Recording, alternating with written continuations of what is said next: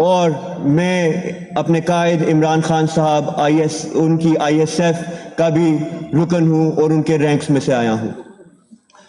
جناب اسپیکر، میں یہ بتانا چاہتا ہوں کہ سیاست اور معیشت ایک ہی سکے کے دو رخ ہوتی ہیں۔ آج ہم اس ایوان میں موجود ہیں، اس مینڈیٹ کے ساتھ موجود ہیں،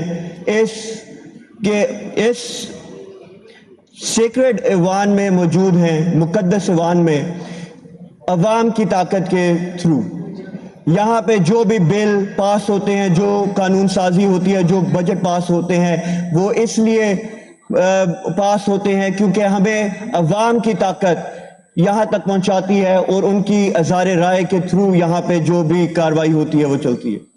یہ ایوان صرف اس لیے مقدس نہیں ہے کہ ہم اللہ تعالیٰ کے پاک کلام کے سائے تلے اس اجلاس کی کارروائی کرتے ہیں، یہ اس لیے بھی مقدس ہے کیونکہ طاقت کا سرچشمہ عوام ہوتی ہے اور یہاں پہ عوام کی جو رائے ہوتی ہے اس کا اظہار ہوتا ہے۔ میں یہ بتانا چاہتا ہوں کہ یہ جو ٹریجری کی سیٹس کے اوپر لوگ ان کو آکیوپائی کر رہے ہیں، یہ ناجائز طریقے سے یہاں تک پہنچے ہیں۔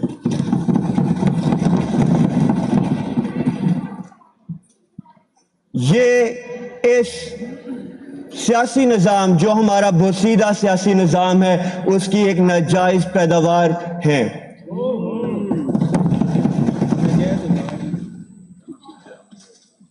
میں یہ بتانا چاہتا ہوں کہ جب تک ایک سیاسی نظام کے اندر ٹرانسپیرنسی اور لیجٹمیسی نہیں آتی تب تک وہ نظام ترقی نہیں کر سکتا۔ ہمارے ملک کا جو سب سے بڑا مسئلہ ہے وہ غربت ہے۔ جب تک ہم لوگ غربت کو اس ملک سے ختم نہیں کریں گے، جب تک یہاں پہ کسان اور مزدور کی حالت بہتر نہیں ہوگی، تب تک یہ ملک ترقی نہیں کر پائے گا۔ اور ترقی کرنے کے لیے یہ لازم ہے کہ ہمارا جو نظام ہے، سیاسی جمہوری نظام ہے، اس کے اندر لیجٹمیسی آئے۔ میں یہ بتانا چاہتا ہوں کہ میرا تعلق ایک دیہاتی حلقے سے ہے۔ میں 56,000 ووٹ لے کے اس ایوان کا رکن بنتا ہوں۔ میرے ضلع سے خیال احمد کاسترو صاحب 80,000 ووٹ لے کے اس ایوان کے رکن بنتے ہیں۔ محترمہ مریم نواز شریف صاحبہ لاہور شہر سے 23,000 ووٹ لے کے اس ایوان کی رکن بن جاتی ہیں۔ یہ عوام کی آنکھوں میں دھول جھونکنے کے مترادف ہے۔ ان کو اس صوبے کی جو شخصیت، جو محترمہ اس ایوان کی رکن بننے کے لائق بھی نہیں تھی، ان کو ہم لوگوں نے پورے صوبے کی سربراہی سونپ دی ہے۔ کہاں پہ گیا وہ ووٹ کو عزت دو کا نعرہ؟ کہاں پہ گیا وہ ووٹ کو عزت دو کا بیانیہ؟ اس کو تو آپ نے جوتوں تلے رون دیا ہے، اور وہ بھی محترمہ کے گوچی اور لوئی وٹون کے جوتوں کے تلے نہیں، آپ نے بھاری بھرکم بوٹوں تلے رون دیا ہے اس کو۔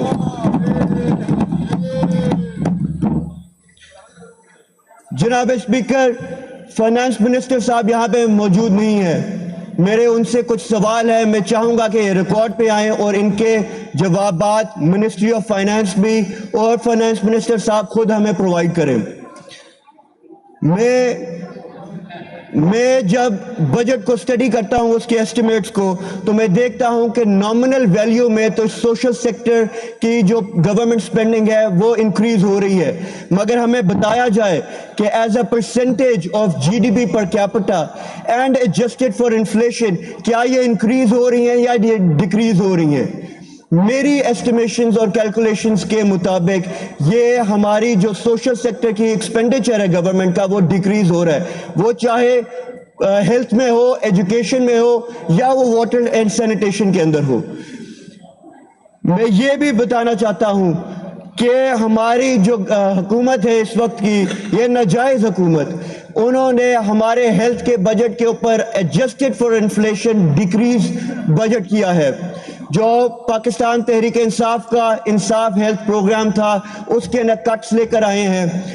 ہم لوگوں نے جو گورنمنٹ کی 50,000 بیڈز کی کیپیسٹی تھی، اس کو پرائیویٹ سیکٹر کی 50,000 بیڈز کی کیپیسٹی سے ڈبل کر دیا تھا اس ایک پروگرام کے تھرو، اور یہ ایک پاکستان کی تاریخ کا سوشل سیکٹر ڈیولپمنٹ کے اندر ایک نہایت ہی منفرد اور بہت ہی انوویٹو پروگرام تھا، جس کو प्लीज वाइंड अप करें।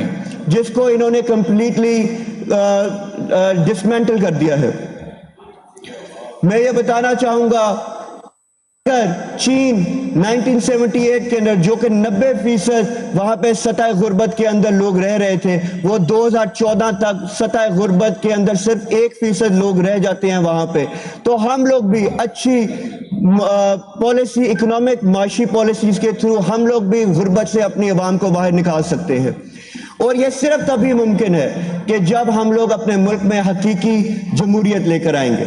और मैं आखिर में यह बताना चाहता हूं कि जब तक इमरान खान के सिपाही, इमरान खान के टाइगर, मेरे जैसे और करोड़ों और सियासी कारकुन यहाँ पे जिंदा हैं, इंशाअल्लाह ताला इस मुल्क में हकीकी आज़ादी आएगी। जी अहमद मुश्तबा साहब।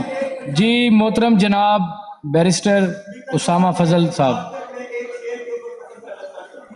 चलें जी जी जी जी शेर सुनाएं।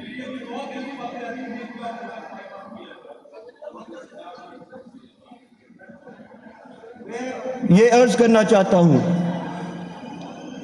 असी किक्कर ते कंडियां दी राखी नहीं की थी, माली भी रहे हैं ते बागां दे रहे हैं। असी कुत्तियां ते सूरां दा शिकार नहीं कीता, शिकारी भी रहे हैं ते शेरां दे रहे हैं। जी उसामा